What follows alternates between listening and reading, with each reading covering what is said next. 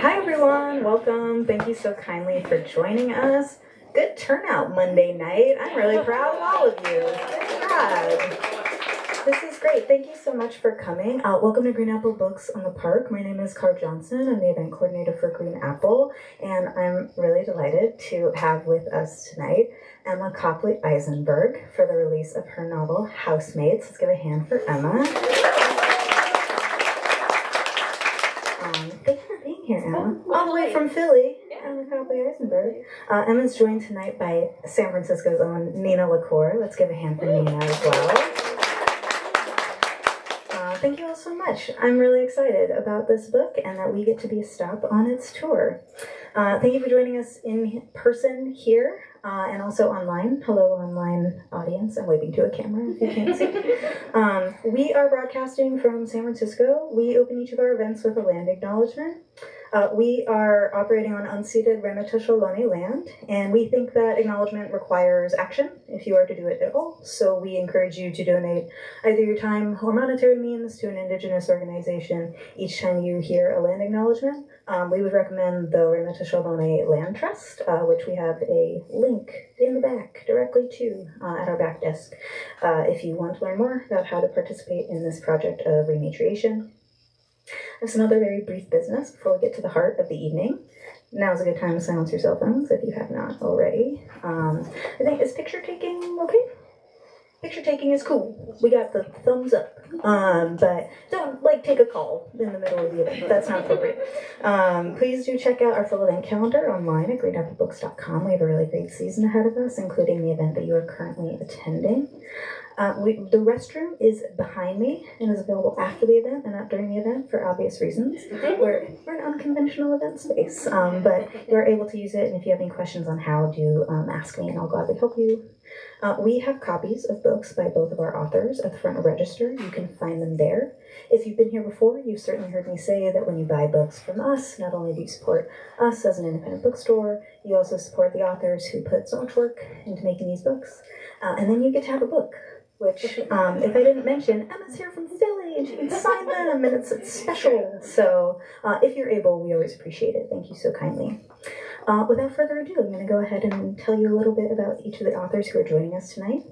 First, Nina LaCour is the best-selling and Michael L. Prince award-winning author of picture books, chapter books, and young adult novels, as well as adult literary fiction.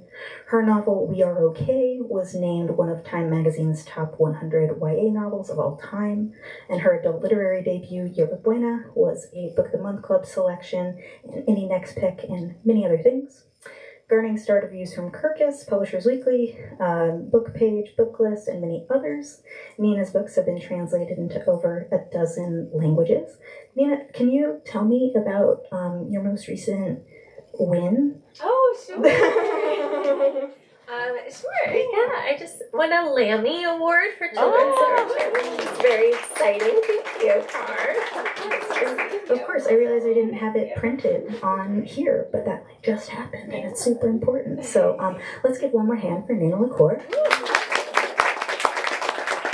Thank you. Thanks, Nina. Sorry, but don't spot like that. Last but most certainly not least, Emma Copley Eisenberg is a queer writer of fiction and nonfiction. Her first book, The Third Rainbow Girl, The Long Life of a Double Murder in Appalachia, was named a New York Times Notable Book and was nominated for an Edgar Award, a Lambda Literary Award, and an Anthony Award, among other honors. Her fiction has appeared in Granta, McSweeney's, American Short Fiction, and other publications. Raised in New York City, she lives in Philadelphia, where she co-founded Blue Stoop, a community hub for the literary arts. And her novel, Housemates, is the reason we are here tonight. Let's give one more hand for Emma Copley Eisenberg.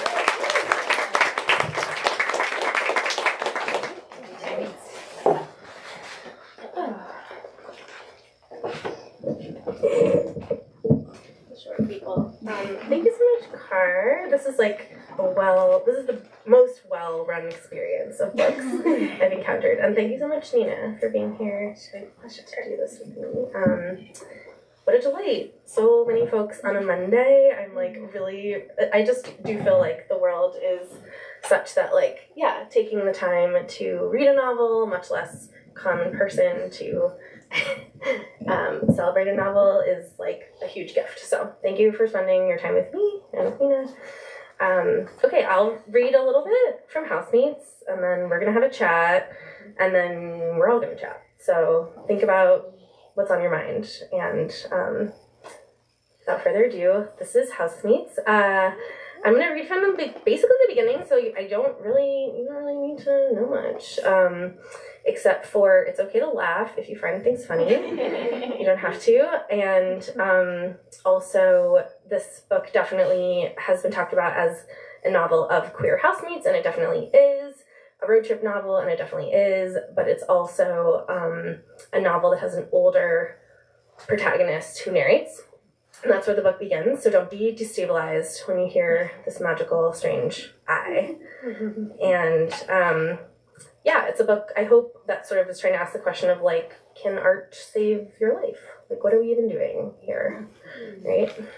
Okay. Where I lived then, there was no photography, no movies, no books, no art of any kind.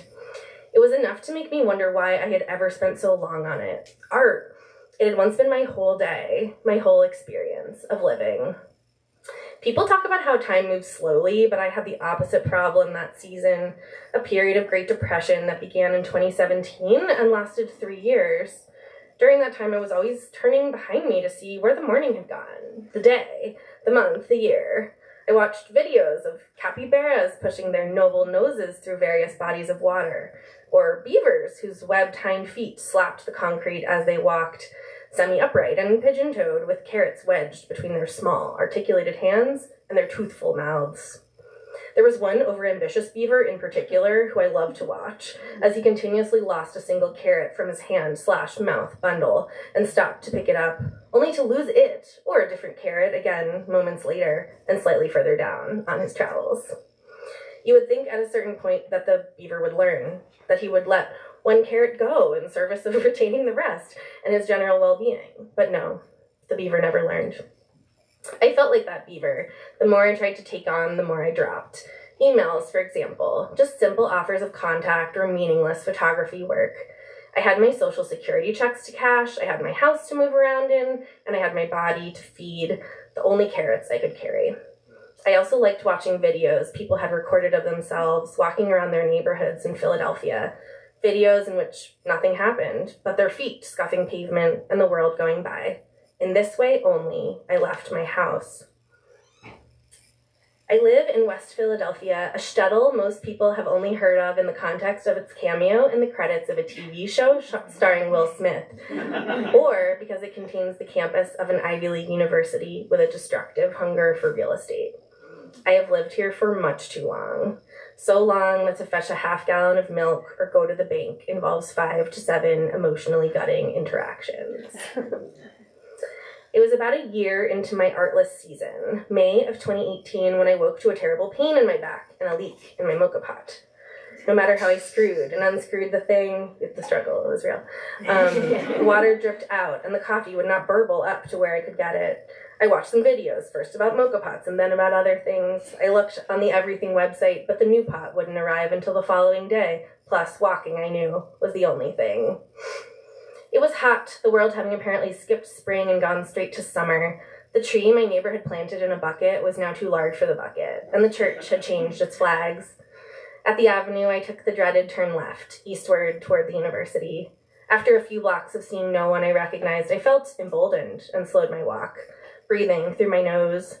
I kept my eyes straight ahead, and when I reached the anarchist coffee shop, I decided to chance it, getting in line behind a bosomy person with a thigh tattoo of a rat eating a piece of pizza. The tattoo peeked out from where her pants, very short, ended, and her socks, very tall, began. Light streamed in through the dirty mottled glass window, and the plastic flower chains that hung from the metal coffee can light fixtures danced and blew around whenever the door let in the wind. I kept looking over my shoulder as the new people came in, but they were all strangers to me. The little barista behind the counter, with her hair in 2 antennae and her pierced septum, was taking her sweet time making that kale smoothie. As she blended it, I looked around the coffee shop, and I saw them. There are different words now, better words that I am still trying to get used to using, but all I can say is that one of them looked like a thin girl, and the other one looked like a fat boy. They were two white kids sitting next to each other on a bench in the dark back corner of the coffee shop where two cinder block walls painted red met at a right angle. In front of them was a flimsy aluminum table, and on top of the table was a map. Not a book that you flipped, but a wide piece of creased paper that you spread. I listened as they talked a little bit, interrupting each other and pointing out the flaws in each other's thinking. And I saw immediately that they loved each other in a way that I recognized because I had lived it way more than sex and way less than life. And I think I'll pause there. So beautiful. Yeah, thank you. I'm glad that you introduced it this way because I, had read the jacket copy and everything, and then I started, and at one point, the narrator reveals herself as almost 70 or around 70, and I was like, wait, everything I read said this is a novel about youth. You're like lying. Yeah.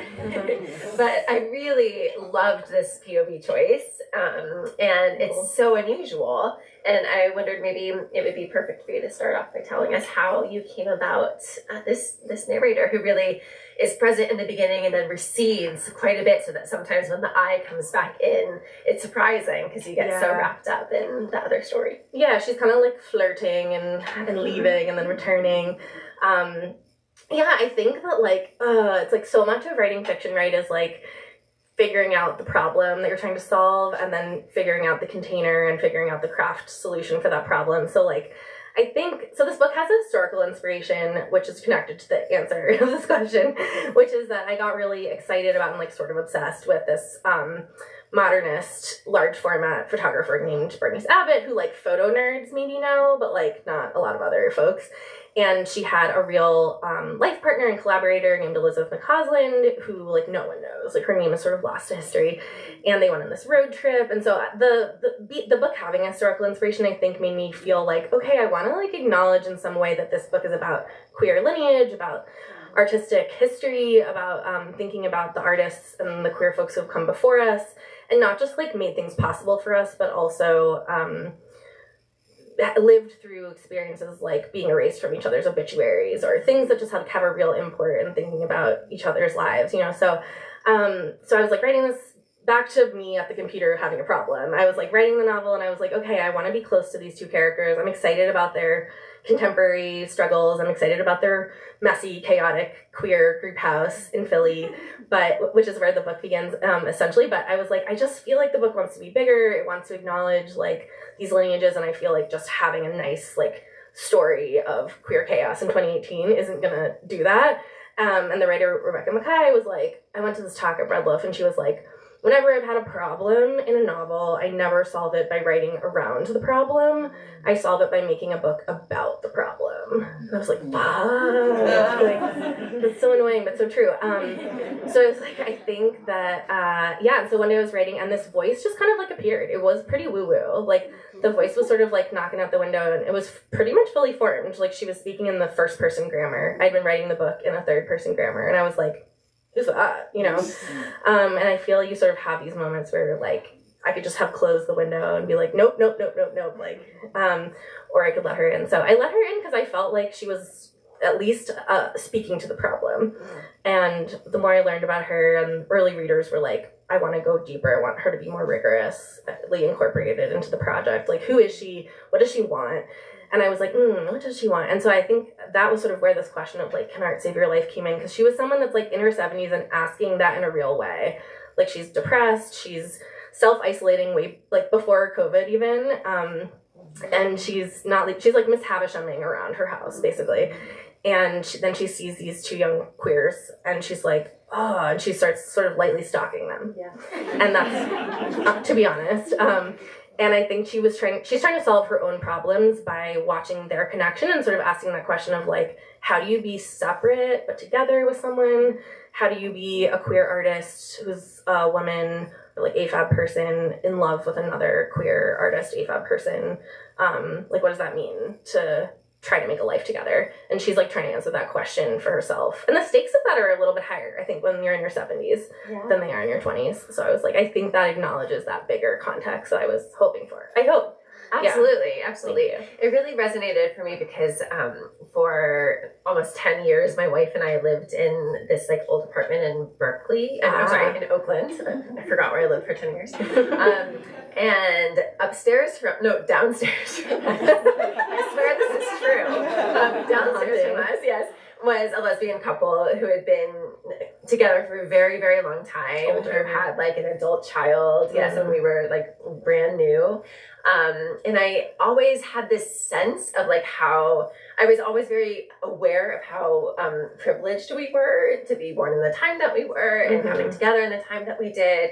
And like when we got married in 2008, they like had already had like 2 weddings that had been discounted, you know, and it was like they were like, oh yeah, this again.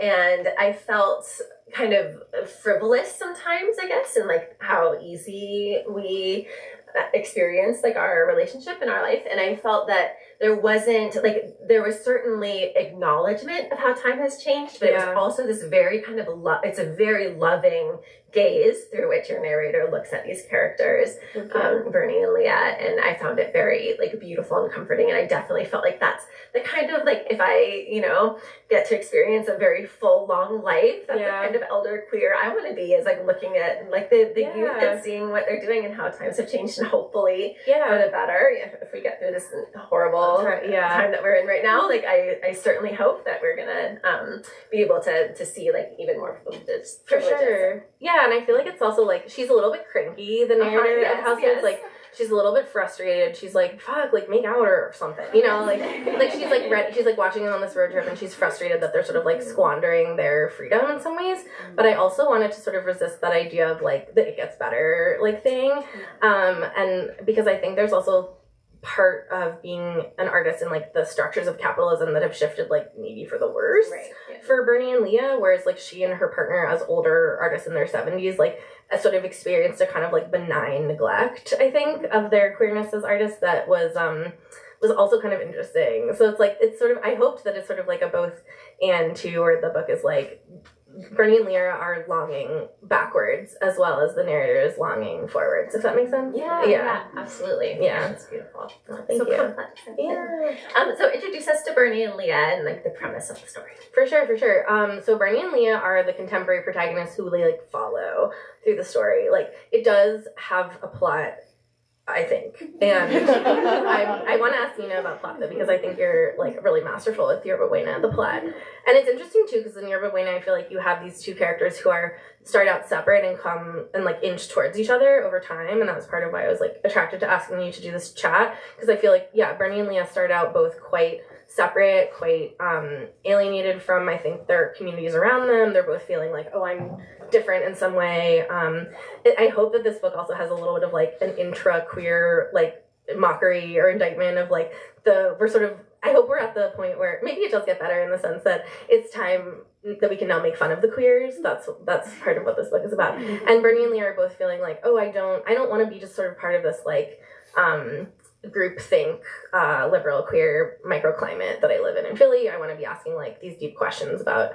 art and rigorous ways of living in the world and how to actually sort of live a just life, but also not have justice be opposed to beauty or aesthetics. Like, I think they feel like the people in the house are like, oh, anything that's pleasurable is like morally bankrupt. And it's like, why? Like, why do we have to have pleasure and justice opposed all the time? Anyway, so again, this is where the plot, that's not my first language. So, but they meet in this house. So Leah is living with a bunch of Swarthmore grads. They got to come for the liberal arts grads too. And it could be Oberlin, it could be Haverford. Insert Smith, insert your like favorite school here. And they're living in this chaotic group house, and Bernie answers an ad and moves in. She's the 5th housemate.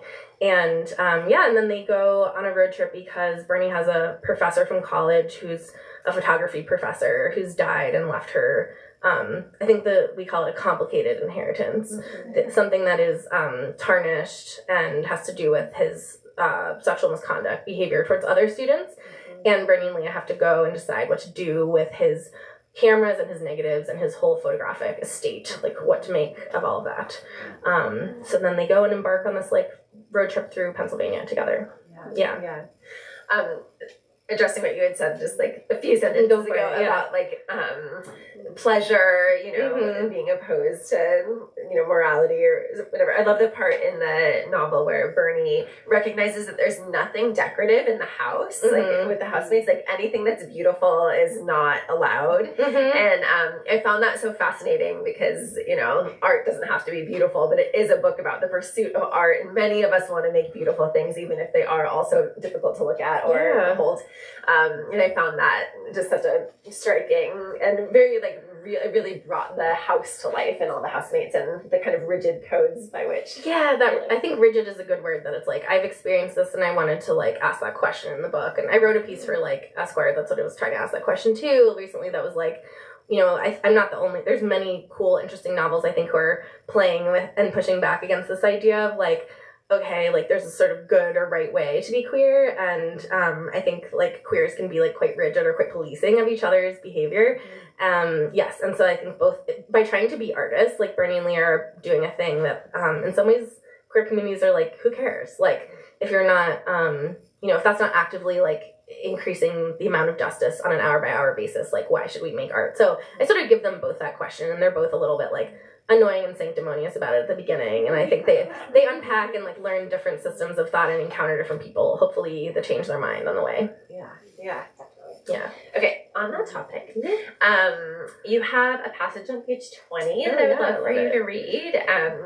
So Bernie knows all about David Dunn because he was her professor, but Leah, I believe, is coming to understand who he was and his legacy kind of in real time in the novel. And so Leah goes on an internet deep dive, as they do, with various topics, which I really enjoy reading about, and learns about him. And then this is their response. Yes, okay. So Leah's learning about it. Okay. Leah imagined 16-year-old Daniel Dunn, feral and talented, appearing at the famous art man's office. Is this right? Yeah. Okay, we got this. The gall of it and the risk, the bravery and the entitlement, it made her ill with contempt and wonder. She felt a whoosh of terrible energy in the brain space between her ears. Whoosh was the right word because it felt like flight, like movement, like wind or liftoff. It was like whatever had been damming her up that season had been removed, and now the feelings were sloshing freely through her body. I think maybe... Let's see. I wanted it to go a little longer. Ooh, longer, yes. Because of the inspiration. Like, yes. Inspiration. Yes, absolutely. Okay. Someone was screaming, someone was trying to break through, was banging on the pane, yelling, "Let me out. Go," someone was saying. "Go now. Go today." Who were they? Were they, for instance, America, the absurd dreamers and failures of this wide, wide country? Were they the rural queers, the drag queens and kings performing in gay bars in the small and mid-sized cities of the American South, Midwest, and desert states? Or were they the coal miners, the dairy farmers, the grave diggers, the honeybee farmers of Pennsylvania, Maine, West Virginia, Wisconsin, New Mexico, Wyoming, and other close-by but wild places? And why did she think that these people, whose lives she knew nothing about and could not possibly understand, were calling to her, Leah McCausland? Didn't know, but she did. Great, thank you. Also, that was totally not page 20. No, it's okay. I knew you were exactly where to go. Thank you. Okay, I love that because one of the things that it really just made me think about was that stage in any kind of art making where you have this like real inspiration, but it's like this restless, unfocused, like just desire to create something, but you don't know what. Yeah. And so I wanted to just ask you about that because I've never seen it described in that way, and I just found it so familiar. And thank you. Yeah, and Leah is a fan of Google.com, and I think likes to intellectualize big questions. But I think many, like I do this too. I gave this to Leah, of like trying to ask a question and then like seek the answers that are out there and feel dissatisfied with all of those answers. So like I think she's like looking for someone else to give her the answer, and it's just like not there. No one is giving the thing that she wants to understand, and so she's like, you know, I guess I have to. There is always a certain like sense of like immense narcissism, and sort of like you just have to like believe that you're gonna find the answer in some way. Like I think so much of making art is sort of like a delusional state of self grandeur, and self-importance. And I did try to like give that to Leah and then allow her to like have it dissipate or checked over the course of the book, because I think you do need to begin there in some ways of like, it's a big ambition to say like, I'm gonna find something that other people are gonna find interesting that's never been found before. Yeah. Like, isn't that wild that we do that? Yeah, and I think Leah and Bernie both have this sense of like, again, no, like they know how to say no more than they know how to say yes. And I think that's a very makes sense for like that stage of life. That's part of what my first book was about too, the idea that like rejecting is easier than seeking. Like sort of knowing what you don't want is like at the first stage or like step to finding what you do want. So they're going through and they're rejecting and saying no, like no this, no that, and then she's like, is it all these like random ideas that I have about stuff that I know nothing about? Yes, like you sort of have to believe in your imagined, like the imagined possibilities of all these like strange figures that are living in your mind, I think, to make anything. So that stage feels, I agree with you that I don't know, I feel like maybe Joan Didion, when she's like, I would rather like the blinking light did something to me that the idea of the blinking light didn't, right? She's like, I would rather be like watching people and like watching their tactile like elements and things that are in their houses than coming up with intellectual ideas. I think Bernie and Leah are both a little bit like, we learn through touching, through thinking, especially Bernie with her photography. Leah is a little more of like, I'll just Google it. Yeah. Well, and then I guess it makes sense then that Leah kind of takes the role of, Leah lets Bernie guide this project, right? Yeah. It's like when Bernie's attention is grabbed by something that she wants to photograph, then Leah comes, sees what she sees, and creates something. What did you, there are so many, of course this is also a relationship story and a love story as well, and there are so many artistic partnerships in which someone is really the leader and the other one's art is kind of speaking to that other person's art or overshadowed by it. Yeah. How did that come to be for you? Yeah, I was really interested in that, and like there's another book, Sirens and Muses, the Antonia Ingres, like I felt like was an interesting one because and yours and many others that sort of have like, but like unpacking that idea of like who's in charge is also another way of also asking the question of like who's the muse and who's the maker, or who's the inspirer and who's the inspiree. And it's not like we have to have those discrete roles, but I do feel like the muse is actually a more powerful role than we maybe give it credit for, right? And I think in some ways Bernie is like Leah's muse. Like without Bernie's photography, Leah doesn't really have anything to write about. Like she sort of decides that like her subject is Bernie and Bernie's art. And that's like a weird position to be in. Like when one person is creating from nothing and the other person is creating in reaction, I find that really interesting. And that dynamic was present in the original historical inspiration, that Bernice Abbott would create these photographs and then Elizabeth Coslin would sort of react and conjure in words the context and like additional layers for the photograph.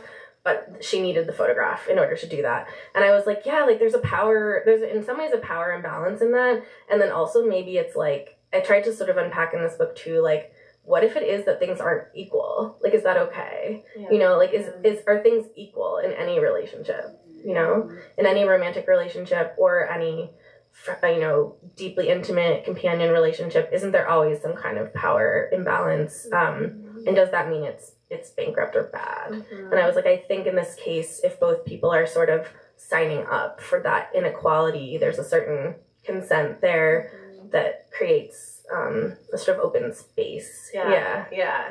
Yeah, and also messiness when like the ego gets involved and like rebels. Yes, and like there is, right, like I hope that the book tries to like, I think inside the relationship, inequality can be okay and productive and interesting, and then as it like bumps up against the outside world and like money and fame and gets called on the phone more, who gets tagged on Instagram more, who gets recognized more, that's where it starts to degenerate. So I do let them kind of like expand their relationship over the course of time. There's a few years that passes in the book, so you can hopefully see. I tried to leave it really complicated and sort of say like there may be periods where one of them might sort of surge up and have more control, and other periods where the other one will, and hopefully that sort of dance is part of a long-term artistic collaboration. Cool. Okay, I've never been to Pennsylvania. Okay. And I really enjoyed reading about it, and I wanted you to just tell us about Pennsylvania. I'm such a poor spokesperson in some ways, but I'll let, like, you know, hopefully Bernie and Leah, they both also are well, Bernie's from Pennsylvania, so she's a better spokesperson. Leah is not, and I think part of what I tried to, like, do by setting the book not just in Philly, in West Philly, but in Pennsylvania, the state, is, like, Pennsylvania is such a strange state. Like, I was telling our friend about this, like, Pennsylvania will never legalize weed, like, never. Like, we're just gonna be the last state, I feel, because it's like, it has this very interesting divided quality to it, and it's like, you know, deeply purple, and Philly's a really interesting city as like a majority Black city within a deeply important political swing state. And Philly is sort of part of Pennsylvania, but also not. And then there's this vast swath of land that people sort of pejoratively call like Pennsyltucky, or that's sort of much more related to Appalachia, which I'm also interested in. It turns out you're just interested in the same things like over and over again, right, over the course of your writing life. So yeah, I think there's just so many Pennsylvanias, and I hope that I allow Bernie and Leah as they travel to encounter. So they encounter like a young Amish boy who's like asking some questions about should I stay and should I go, like in a Rumspringa sort of way. They encounter folks who are running a Patel motel, who love Britney Spears. They encounter a young Black boy who's learning how to drive and thinking about the safety and also danger of being a driver who's Black in Pennsylvania. And sort of all these encounters, they go to a small town gay bar that I made up, that I hope is real. There are many small town gay bars. I know they're real, but this is just one that isn't. And they also have experiences with thinking about like violence against their bodies on the road. So there's moments where we learn about folks that have had, you know, queer people that have had violence done to them on the road. Leah is fat and non-binary, and which is interesting. I've gotten a few notes recently where people are like, I can't think of that many other adult literary novels where there's a fat non-binary protagonist. And I was like, that's cool, thank you. Yeah, so Leah is, there's a few moments, I won't spoil them for you, but there's moments where Leah has a fatphobic sort of experience, attack in a diner, and they have to navigate like the different valences of like Bernie's sort of thin little twink body, femme presenting body, and Leah's fat non-binary body, and there's different kinds of safeties and different kinds of like physical realities for both of them being in the car and traveling across the state. So yeah, I think there's one point where I tried to say like Pennsylvania is a place with like 2 hearts, like and really it's probably like 17 hearts.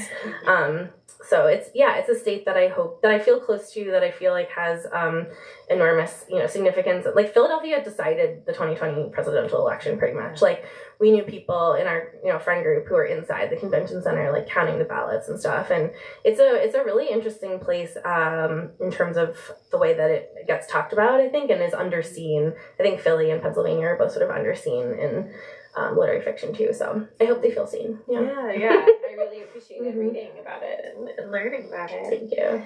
We don't have a Pennsylvania fiction prize. I'm jealous you guys have a California one. Yes. Yeah. Maybe one day, yeah.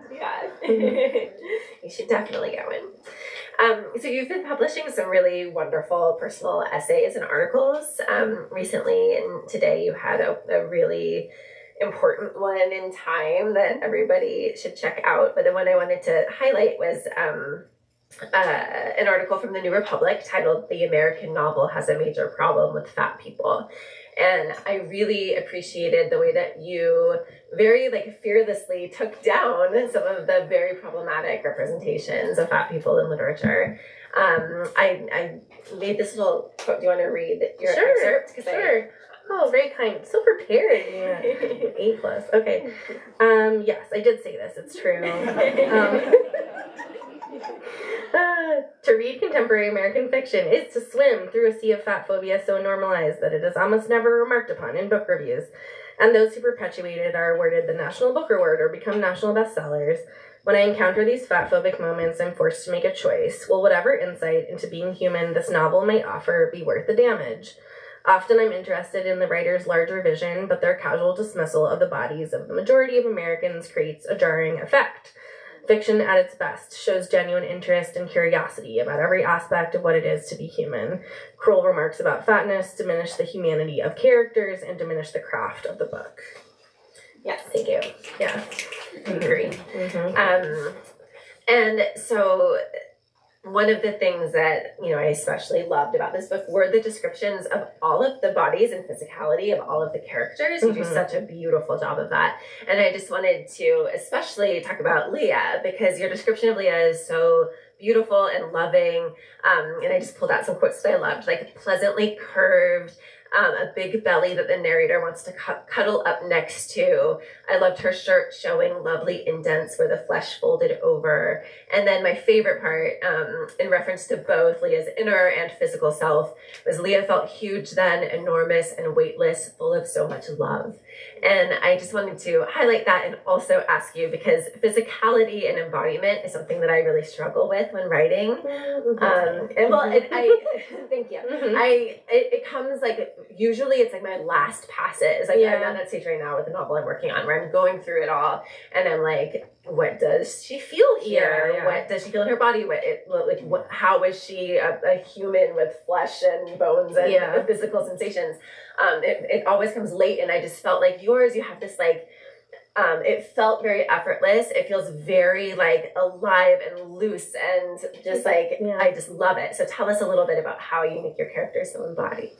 Oh, thank you. I mean, I think that's something I've been thinking about like a bit lately, especially like, writing that piece, many drafts and stuff, was like, I think at least in my sort of like traditional fiction MFA program, it was very much like the body is gauche. The body is the territory of genre, romance, crime fiction, etc. Like, choose like a prestigious mole that the character has, or like a, like we don't need the body head to toe kind of. And I was like, yes, okay. And I do remember like in my MFA program, like I would also often describe what people were wearing, and people would be like, why is this important? And like I think the more I've thought about that, I'm like, I think it's because the body is part of the plot as well. Like it's only gauche and like whatever if you are assuming a sort of status position of like a thin white dude all the time, and anything that deviates from that is extra or something. But like actually, as we obviously know, like the bodies that we have influence how the world reacts to us, how we react to the world. The events that transpire on our bodies are the plot. Like I think that's the only plot I know really, is like how a body moves through space. And so I'm always saying this to my students, like, wait, but like where are the arms, where are the legs? Like it's just like I think that's an essential component of scene. And I also tell them a lot about like when you're watching like old school Law and Order and the cops come, I know it's like all right, this is and the cops come to the house and they're asking these questions, and it's like scary because you're like, the cops are at my house, but people are always doing something when they're talking in Law and Order. They're like peeling potatoes, or they're like moving boxes. And so I'm always like asking my students like, well, what are they doing while they're talking? Like what's the thing? Because like we never actually stand still and have a disembodied voice chat. Like that's not how life works, right?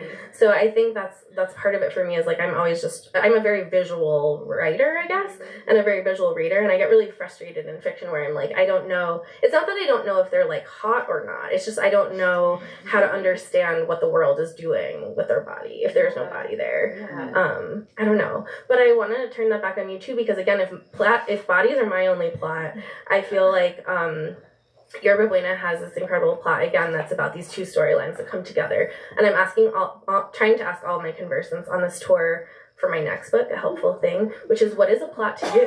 How do you think about plot? Okay, you told me you were I going know, to ask I this, prepared and you for still that. I'm like, I don't know. Well, I just recently had this memory when I was living in that Oakland apartment many years ago. I was writing my second book, and I was very worried about plot. And it was a road trip novel also, actually. And I made myself a plot chart. And it was up on my wall, and my brother came over, and I remember him like looking at my plot chart, and it was very clear that I was trying to plot this novel and have actual things happen. And he like zeroed in on one of my little notes, and all the note said was windows to horses. And he was like, oh, like riveting, like great plot point, like action packed. But I mean, I like the only way I can really like think of it is just kind of the age old like one thing leads to another cause and effect, you know, like and your plot really does have that. Things bump against each other. Yeah. I mean, I feel like if like sometimes when I'm writing, I'll think about pivotal moments, and also when I'm teaching, I'll talk about that too. Like, what are these main like moments that we know are going to happen in our story, and then how do we get from one to the next, and then it breaks it down in this way that feels more manageable to me. Yeah. But I mean, I with my plots too, I just feel like sometimes it takes on a life of its own, and even if there are things that I like wish didn't happen, they've happened. So totally. And a road trip novel is like hard for plot. That was like it's like because by nature it's sort of episodic. It's like these mini plots happen within, you know, again, I was like, Thelma and Louise was my model. I was like, I want to write a book that's as good as Thelma and Louise. But like, or like 1/10. And so I was like, at first I thought it was going to have that kind of episodic structure because it was a road trip. But then I was like, it's tough to do in a novel because you want the things that come in to matter. Like I'm always saying to my students, like, you want the balls that you throw in the air to come down at some point. And if you just throw the ball in the air like a loop and then it comes down right away, it's not satisfying. So I was like trying to think about that, and I think the way I tried to solve it, and I don't know if this is true for, because yours is also a literary sort of connection story, a story of love growing and becoming something else, or like an I to a we or something. So I was like, okay, I think at the center is this like central relationship which has to keep getting deeper, keep getting more meaningful, more interesting. And also Bernie and Leah both have changing relationships with their own art. Bernie with large format photography and Leah with writing. So it's like their relationship with each other needed to get deeper over the course of the road trip, and their relationship with their respective mediums needs to get more interesting or change in some way. Yeah. That's such an elegant way of thinking of it. I love that. Okay, we sort of know what we're doing. Yes. Okay, so I will ask one more brief question, and then it's time for audience questions. I don't know how I'm going to choose because I have so many that I love. Okay, maybe you could tell us a little bit about the difference between writing narrative nonfiction and fiction, because as a fiction writer who, like, the idea of having to stay true to actual events makes you feel claustrophobic. So I wonder for you how it was, you know, going from, I know you've done short stories as well, but like having written a book-length nonfiction piece and then moving to fiction. It's true. I feel like I have to shout out another writer in the room, Emily. You were talking about narrative embellishment the other day. And I feel like it turns out that when I tell stories in life, I do narratively embellish all the time. Like, I'm more of a fictional storyteller than I'm a non-fictional storyteller in life, I think. Like, art's always like, that's not true. Like, you know, it's not exactly a lie, but it's like an amplification, I guess. And so, you know, journalism doesn't allow so much for that. So that was hard for me. I got The Third Rainbow Girl rigorously fact-checked, which was like maybe the worst and best experience of my whole life. Like, having someone talk to me on the phone for like 7 hours a day being like, this isn't right, this isn't right, this isn't right. And you're like, I know, like, just let me live. But no, you're trying to get it right because it matters to other people. It affects, that's the main difference, right? Is you have to get it right because it affects other people. And there's, you know, and like there's that old Tim O'Brien thing, right? Like everyone had to read like the things they carried in high school, whatever, where he's like the difference between happening truth and story truth, right? And so I think they're just different kinds of truth, and I think there's something beautiful and precise about happening truth, like staying again, like precise and close to the record and recording things that really happened is an impulse that I do have. Like when you think about like, why do I write? Why do I do this over and over again? Like I have a few different impulses, which is probably why I have a few different mediums, and maybe same for you. I mean, you know, you write across many, many different forms and for different age readers. So maybe we have different writing impulses, but for nonfiction, it's like, this happened. It happened, and I want people to know. And like for Third Rainbow Girl, I just found this community in Southeastern West Virginia, like just so rich and complicated. And I was like, I want people to know that this place exists. I want people to understand what it's made of. And then for fiction, I'm like, I think it's a lot more about pleasure for me. Like I feel that I'm having more pleasure on this experience than I did the first time around, because I think it's more about delight as well, and I want to live in like that zone. There's certain writers who do this for me, like Grace Paley is a big one, where she's just like conjuring a universe where there's a little bit more pleasure and a little bit more delight and a little bit more love than there is in the world sometimes. So I appreciate getting to like conjure that kind of a universe in fiction, but fundamentally it's the same thing. It's just capitalism, right? And it's like, I thought you were going to say storytelling. It is, yeah. But just like, it's the place that, like, no shade to this lovely bookstore, but it's like, you've got to put it somewhere in the bookstore. That's what genres are for, right? And like, I think the impulses are largely the same. I can't read nonfiction that doesn't have at least a little bit of experimentation and verb on the sentence level. Like, I get really bored, to be honest. And so I try to bring the play and the sentence level experimentation to the nonfiction. And then my fiction, I think, I had a lot of fun, like, mocking, like, AP style and the New York Times in Housemates. So, like, there's a lot of real events that get sort of, like, put through the brain machine and made fun of in Housemates, and, like, a lot of real world events show up in the book. So I think I still have an interest in like historical record, and actually I think I have a big interest in the media, like in like how media is made and stories are told. Like Leah's a journalist in the book, and I'm really like suspicious of it, I guess. Like as a journalist myself, I'm suspicious, and just like the pressure, the power that you have in shaping a story is so immense that I'm interested in that like position of being a journalist, in a fictional and non-fictional way, I guess. Yeah. Thank you for asking. All right, so audience question time. Yes, Jessica. You talk about pleasure and like the pleasure in writing. What's your favorite part about writing fiction? Oh, that's so fun. I mean, fundamentally, I think a lot of times, like, you're in your house and it's nice outside, and you have to, like, do something that makes it worth sitting there, right? So it's, like, sex scenes, party scenes, food scenes. Like, what else do we have? Like, right, isn't that the most fun of life? Like, I think I'm interested in sex scenes because there were characters, like, reveal themselves in many ways. Like, I didn't really know what Bernie and Leah were until I got them in a bed together. I was like, okay, like, Leah's, like, sexy and a little more confident as the fat person, too, and letting her be desired in those moments was a surprise. I was like, oh, like, Bernie's really into, like, Leah sexually. That's exciting. I didn't know that until they were there. And then party scenes, like, Alex Chee has a piece about this, right, where he's like, party scenes are essential to figuring out, like, the social dynamics of a community and of a character, like how they're going to behave. And so there's a big party scene. There's a couple big party scenes at the end of part one. So that's always like really cool. And it's like, who's going to get too drunk? What's the music going to be? I got to put in some Robin. That was delightful.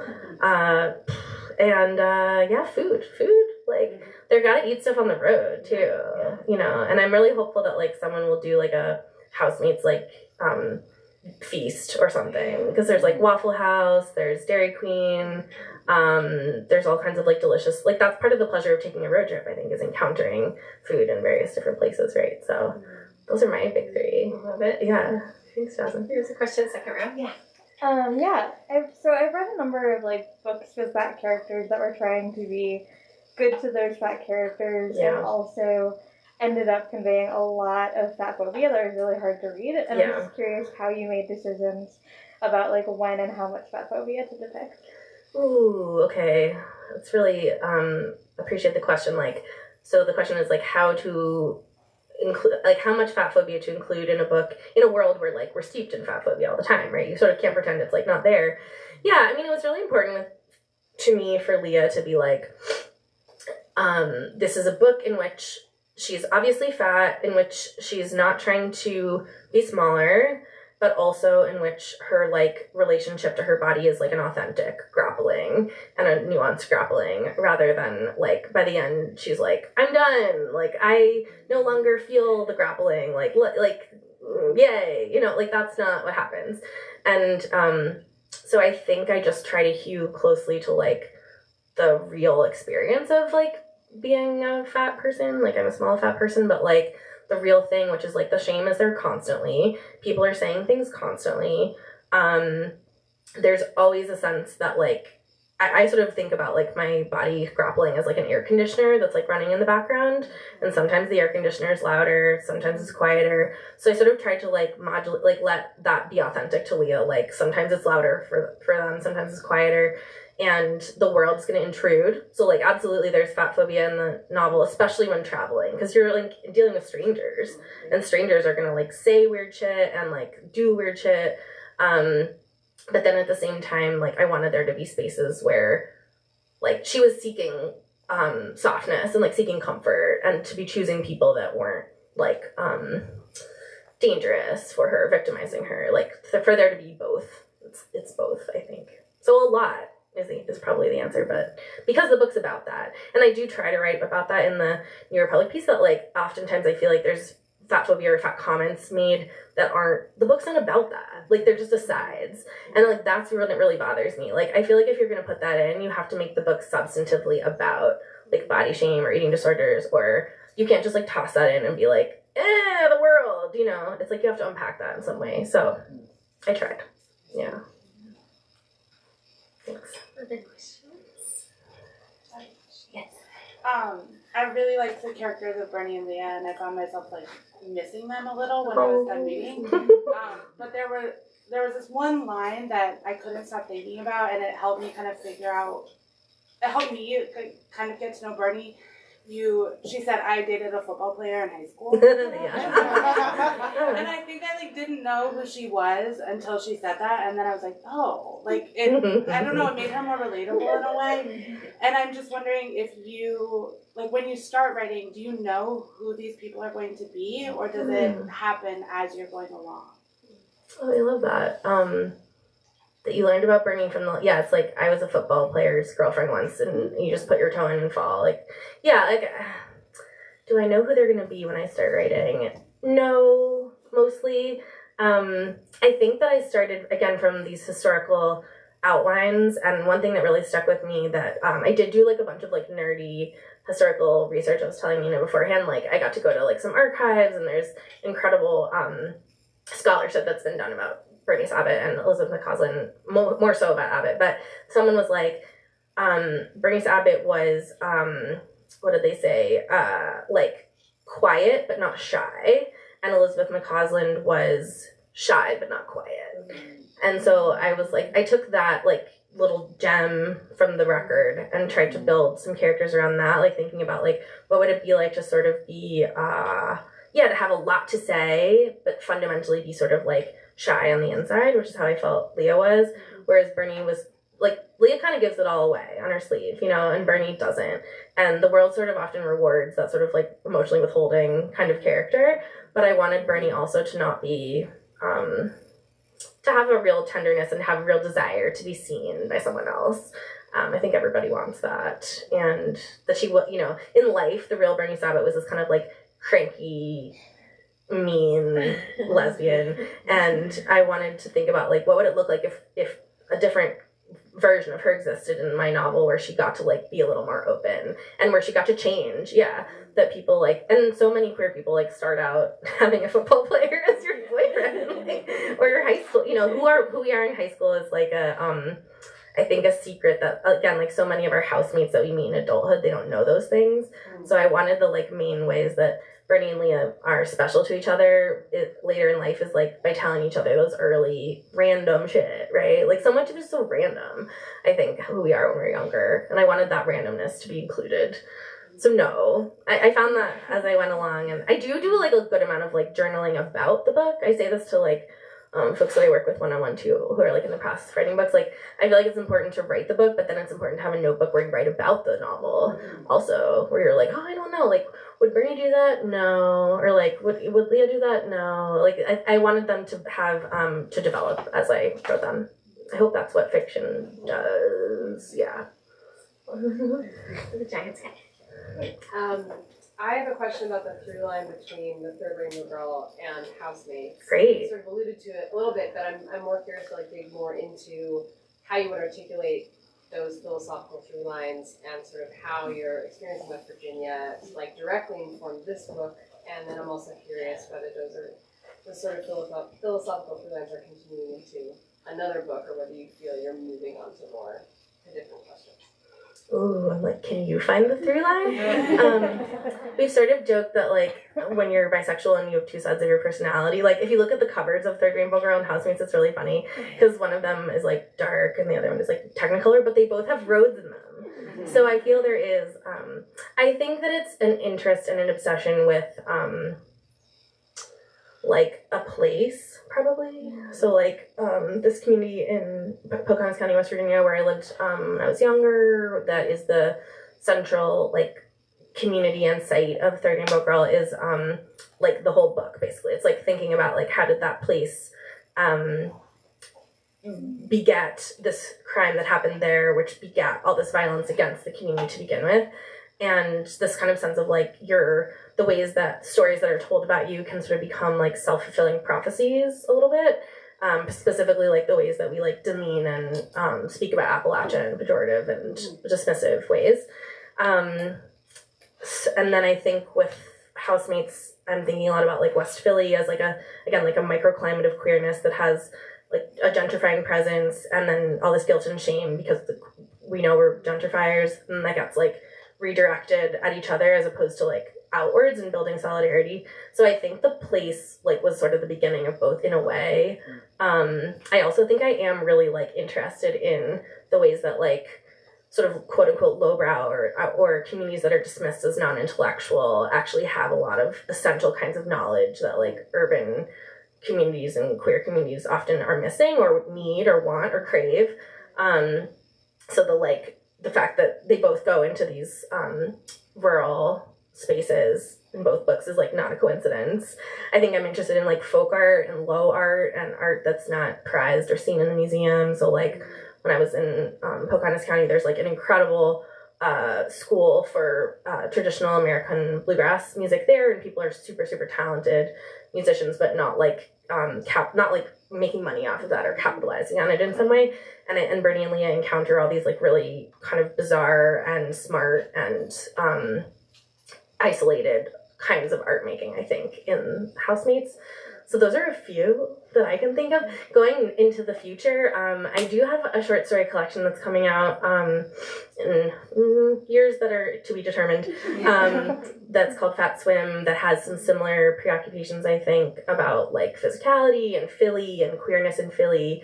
But I don't know. I have a novel to come that I think is not sure, but, like, building on some of those questions of, like, where do we go when your refuge is taken from you? Like, the thing that you think will save you becomes dangerous. That's, like, sort of where and, like, the idea of, like, victimhood, like, especially around, like, Jewishness, like, why are Jews obsessed with being victims? That's a thing that I'm thinking about. Fade into the bushes, yeah. Question from Car for online viewers. This is from our online viewers, who's Elizabeth, who is a former student of yours from UVA. Oh my gosh. Okay. So two-parter. First part, curious about where in the development of the first-person narration you decided to kind of bring in the discourse things a little. The discourse, yeah. About changing Pennsylvania. And very specific, I'd love to know why you didn't use quotation marks. Oh yeah, we were talking about this too. Okay, the discourse and, like, so Bernie and Leah go on this journey. They decide to make this project called Changing Pennsylvania, which is like a I don't even really know how to describe it. It's like a visual and auditory presentation of words and images that they end up displaying around their neighborhood in West Philly. And so I think I was interested in, like, yeah, how can you make art that's collaborative, that, like, you own, that doesn't belong to, like, TikTok or Instagram or a museum even, or even a publisher. Like, this, you know, this doesn't, I mean, it belongs to me, but it doesn't. It belongs to Random House, you know? And so, like, I was thinking about that, and I think anytime you're asking questions about, like, art and production, you're asking questions about, like, capitalism and money and identity and positionality. So those kind of, like, came in organically, I think, as I figured out what the project that Bernie and Leah were actually making could be. And and then with the quotation marks, yeah, we were chatting about this a bit earlier. I didn't have like I wasn't like, I'm gonna reject quotation marks. Like, quotation marks are over or something. You know, I feel like it's like some of the girlies on Goodreads are like, all the like millennials these days, like queer millennials are like rejecting quotation marks, and I'm like, I don't know. Like, I just think that I'm attracted. It's a Grace Paley like homage, I think, in the sense that like she does it because I think her stories are so oral rooted, that it's almost like you don't want to see the quotation, like the quotation marks are like drawing attention to the dialogue as written in a book.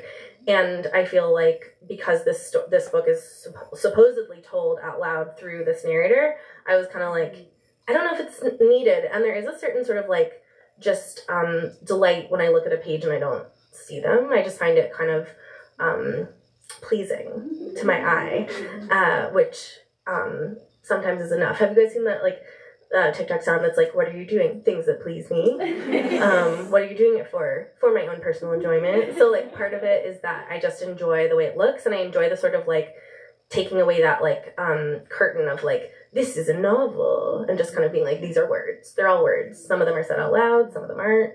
You figure it out, you know? Yeah. All right, last question right up here. Yes.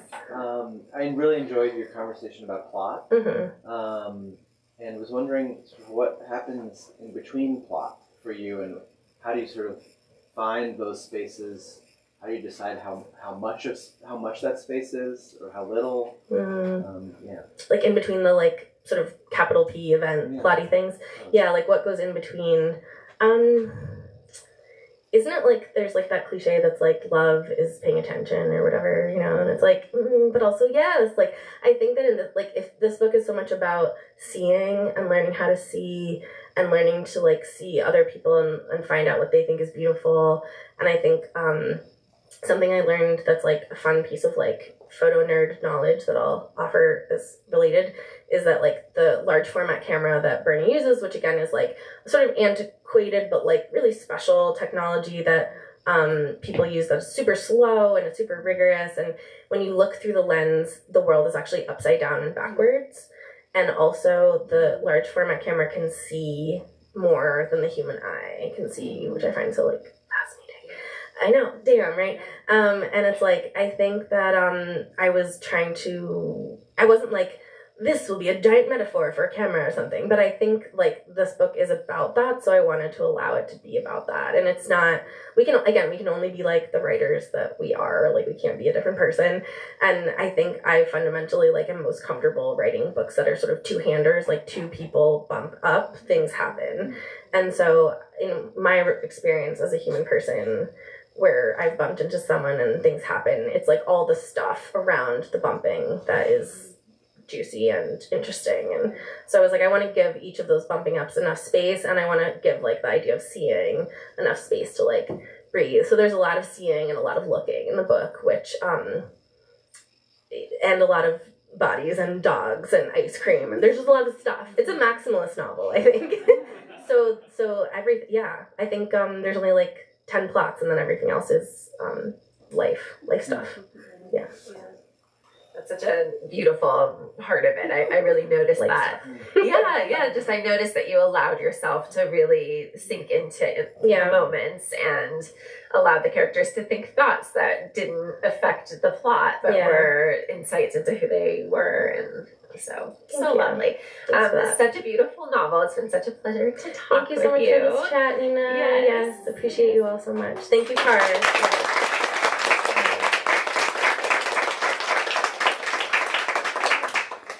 Can we give it up one more time for Emma Copley?